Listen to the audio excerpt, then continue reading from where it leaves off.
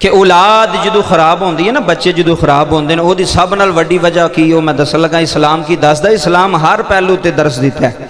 इस्लाम ने औलाद के भी हकूक दसे ने, इस्लाम ने माल दैन के भी हकूक दसे ने, भैणा भरावां दे भी, बीवी दे, हर बंदे दे हकूक लैदा लैदा इस्लाम दसदा है।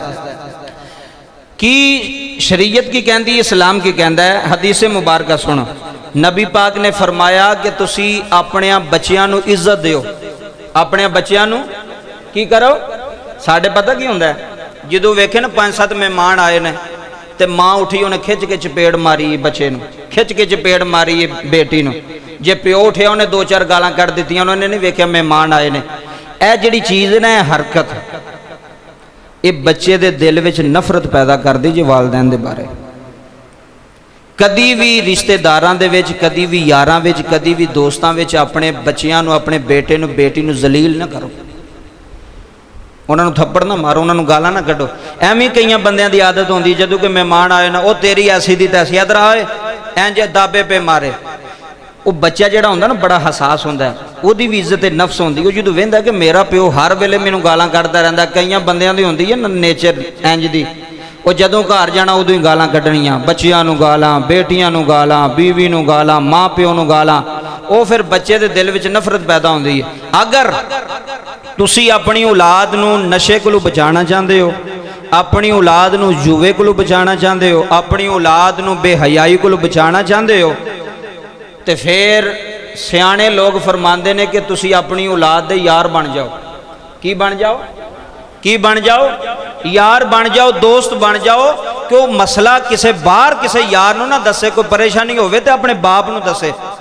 तो कई तो पुत्र इन्ना डरते हैं, प्यो के सामने गल नहीं कर सकते, डर बड़ा है। हालांकि बाप नूं अपने बेटियां दा यार होना चाहिए, दोस्त होना चाहिए, बिला झिझक वो पुत्र जिहड़ी मर्जी गल करन, शुगल भी ला लैन, कोई गल नहीं। बाप है, बाहर जू जाना है जदों जदों बाप सख्ती करेगा, जदों माँ जलील करेगी ना औलाद नूं, फिर औलाद बाहर नशइयां कोल जाके बवेगी, जुएबाजां कोल बवेगी। जदों तुहाडी औलाद बाहर बहना शुरू हो गई, समझो तुहाडा उन्हें बूटा जिहड़ा ना पुड़ छड़ना, तुहानूं निस्तो नबूद कर छड़ना, बेड़ा गर्क शुरू हो गया।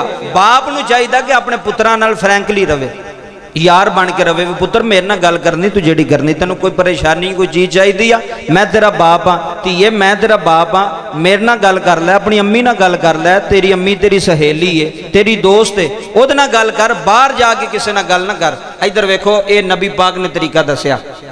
ए नाल जनाबे फातिमा दा घर सी, ए नाल नबी पाक दा घर सी, कंध सांझी सी मदीने दे अंदर। ते जदों जनाबे फातिमा ने अपने बाबे के घर आना, तो नबी पाक बैठे रहंदे सन।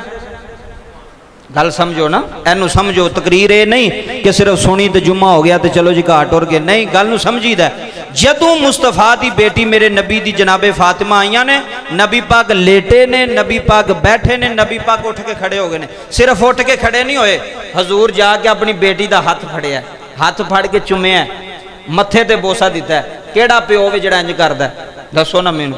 इस्लाम की गल तो असीं करने आ, धी भावें छोटी होवे ते भावें वड्डी होवे, बेटी बेटी हुंदी है, उन्हूं मुहब्बत दिओ, उन्हूं प्यार दिओ, दाबे ना मारो, जलील ना करो।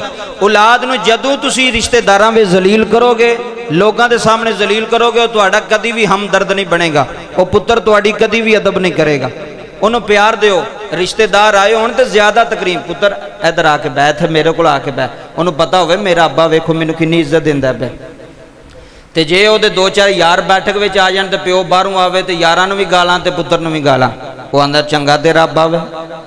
वो फिर बंदे दे ना नफ्स ते वो ज़हन ते असर पैंदा भी मेरा प्यो मैनूं जलील करदा है, जदों भी करदा है, मैं यारां विच खलोता होवां मैनूं जलील करदा है, रिश्तेदारां विच होवां मैनूं जलील करदा है। इन्हां हरकतां तो फिर औलाद माँ प्यो तो दूर होंदी है, नफरत होंदी है।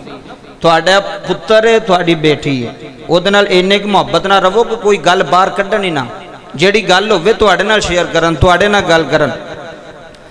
वो बड़ा प्यारा वाकया साडे उस्ताद सुणांदे हुंदे सन कि एक टीचर खतून सी तो पेपर चैक भी करती सी। आ गल बड़ी कीमती जे, जरा तवज्जो नाल सुणियो। वो पेपर चैक करदी करदी रोन लग पई, उहदा खामद कोल बैठा सी, उहने कहा की होया ई तू पेपर चैक करदिया करदिया रोन लग पई है। उहने कहा मैं एक पेपर चैक कीता है, फलां फलां नंबर है, ते सवाल आया सी कि तुसी अपनी जिंदगी विच की बनना चाहते हो। सवाल पूछा गया ना पेपर के अंदर बच्चों को कि तुसी अपनी जिंदगी विच की बनना चाहते हो, डॉक्टर बनना चाहते हो, इंजीनियर बनना चाहते हो, की बनना चाहते हो। यह गल सुन, बड़ी तवज्जो नाल सुनियो। ते बच्चे ने उत्ते पता की लिखिया पेपर के उत्ते, उन्हें कहा जी मैं मोबाइल बनना चाहना।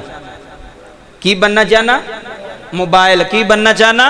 मोबाइल। जरा तवज्जो फरमाया जी, मोबाइल बनना चाहना।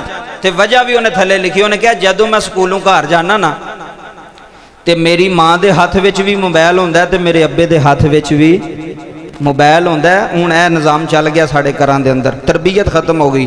कहंदा जे मैं कोई माँ नाल गल करन लगना तो अम्मा दी चुप कर मौत पैणे आ, मैं अपने काम लगी हाँ। वो मोबाइल ते लगी रहिंदी, जे अब्बे नूं कोई गल कर लगना तो अब्बा अपने काम, मैं दफ्तर के काम लगा। वो कहंदा है कि मैं फिर सोचिया, बच्चा पे लिखदा, वेखो बच्चे दे ज़हन वेखो दा नफसानियत ही वेखो। उन्हें क्या मैं सोचिया कि मेरा वालिदैन मेरे तो ज़्यादा अपने मोबाइल नूं तरजीह देंदा है, मेरे तो ज़्यादा वक्त मोबाइल नूं देंदा है। तो मैं ये सोचा कि क्यों ना मैं भी मोबाइल बन जा, तो हो सकता फिर मेरी माँ मैनू टाइम दवे। तो मैं रोनी तां पई आं कि वेखो उस वालदैन दा किड्डा वड्डा जुल्म है, किड्डा वड्डा सितम है अपनी औलाद ते, कि औलाद नूं टाइम नहीं दिता, मोबाइल नूं टाइम दिता, तो बच्चे दे ज़हन विच बह गया। ए छोटे छोटे बच्चे ना, इधर वेखो, इन्हां अज सीखना, इन्हां दा अज वेला है। ए सामने बच्चे बैठे ने, मैं कदी बच्चों नहीं उठाया, ए सामने बैठे ने, वेख लो। अगर पहले आउणगे तो पहले बहणगे, कोई बंदा वड्डा जुरत नहीं कर सकता इन्होंने उठा के चलो जी तुसी तकरीर नहीं सुननी, तुसी इधर हो जाओ तो मैं अगे आके बह जा, मैं चौधरी हाँ महल्ले का। नहीं, इन्हां दा हक है, ये औलाद है, ये किसी के बच्चे ने अज शौक नाल आउणगे। अज मैं इन्होंने आख्या चलो वे उठो, चलो बाहर, तुसी नहीं वड्डे बंदे अगे आ जाओ, इन्होंने दूसरे दिन आउणा ही नहीं। इन्हें आखना कारी दाबे मारदा सानू। तरबीयत कोई नहीं साडे अंदर, साडा ज़हन ही कोई नहीं औलाद नूं समझण दा, बच्चों नूं समझण दा। जिवें अब्बा गल करे तो पुत्र आंदा ओ अब्बा चुप कर, वो अब्बे ने तरबीयत नहीं की होंदी, उदों बच्चों नाल उन्हें रहा नहीं होंदा, उन्हें टाइम नहीं दिता होंदा। वो समझदा सारा कुछ कारोबार ही है, सारा कुछ दुकान ही है, सारा कुछ यही निज़ाम है। इस वास्ते औलाद तुहाडे भी बच्चे ने, जिन्हां दे नहीं उन्हां दे होने ने बच्चे, यह गल अपने ज़हन च पक्की पक्की पीढ़ी बिठा लो अपने ज़हन विच। पहले नंबर ते बच्चों नूं किसी दे सामने नहीं मारना, किसी के सामने गाली नहीं देनी, दाबा नहीं मारना। उन्हें गलती भी की है ना, उन्होंने लहदा समझाना। अगर बच्चे किसी के सामने मारोगे ना तो फिर वह अंजाम थोड़े सामने होएगा, वेख लो। उदों तो गल नहीं करेगा क्योंकि वो छोटा है, बच्चा है। वड्डिया होके फिर वो अपने अब्बे नूं पूछेगा भी तू जिहड़ा ना मेरे नाल जुल्म ज्यादती करदा रहा। इस वास्ते ये जरूरी बातां सन। दुआ गौवां अल्लाह करीम दी पाक बारगाह दे अंदर, पाक अदालत दे अंदर अल्लाह सानू इन्हां बातां नूं समझ के इन्हां ते अमल करके जिंदगी गुजारन दी तौफीक अता फरमाए।